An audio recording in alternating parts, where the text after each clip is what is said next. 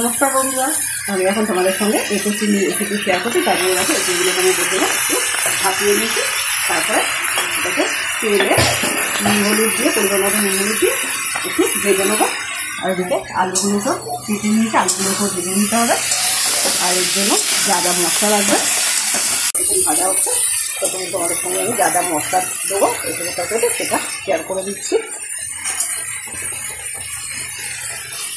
আমি এখানে 3খানা পেঁয়াজ নিয়েছি, 10 কোয়ার মতো রসুন নিয়েছি, 1.5 ইঞ্চির মতন আদা নিয়েছি, শুকনো লঙ্কার গুঁড়ো, কাঁচা লঙ্কার পেস্ট, টক দই, 2 বড় সাইজের টমেটো, 1 চামচ ধনে, 1 চামচ জিরে গুঁড়ো দিয়ে মিক্সিতে একটা মশলা তৈরি করে রেখেছি।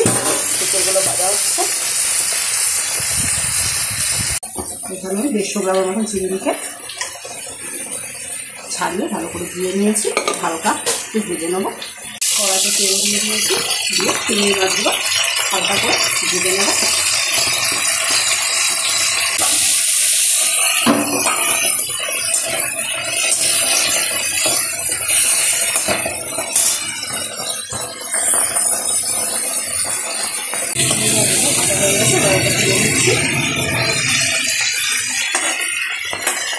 তেলের মধ্যে সামান্য দিয়ে তেজপাতা ফোড়ন দিয়ে দিয়েছি। আলুগুলো এগুলো দিয়ে লাল লাল করে ভেজে নেব।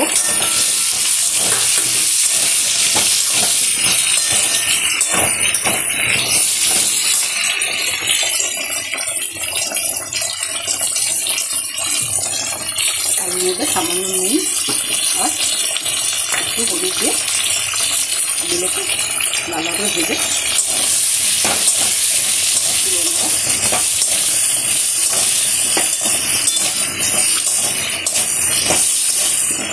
ভাজা হয়ে গেছে লাল লাল করে। এর ভিতরে পরিমাণ মতো আমি মাছ দিয়ে দিয়েছি। এবার মিক্সিতে পেস্ট করে রাখা মশলাটা মিশিয়ে ভালো করে কষিয়ে নিতে হবে, যতক্ষণ পর্যন্ত না এর থেকে তেল বাড়বে। দেওয়ার পর সামান্য একটুখানি চিনি স্বাদে ব্যালেন্সের জন্য, আর একটু গরম মশলা দেওয়া হয়েছে। এই ভিতরে তোমরা ঘি দিলে দিতে পারো, কিন্তু আমরা যেহেতু ঘি খাওয়া পছন্দ করি না, ঘি খুব একটা আমরা ইউজ করি না। কষানো হয়ে গেছে, ভেজে রাখা চিংড়ি মাছ আর এসবটা এই ভিতরে দিয়ে দিচ্ছি। দিয়ে ভালো করে মশলার সঙ্গে নাড়াচাড়া করে পরিমাণ মতন জল দিয়ে দিতে হবে।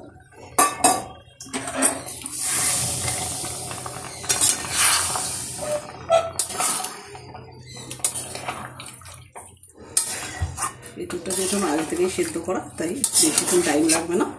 মিনিট 10 মতো ফুটিয়ে নামিয়ে নিলে তৈরি আমার এঁচোড় চিংড়ি। এই এঁচোড় চিংড়ি রেসিপিটা তোমাদের কেমন লাগলো অতি অবশ্যই জানি। যদি ভালো লাগে লাইক শেয়ার কমেন্টস করতে কিন্তু ভুলো না। Thank you everyone.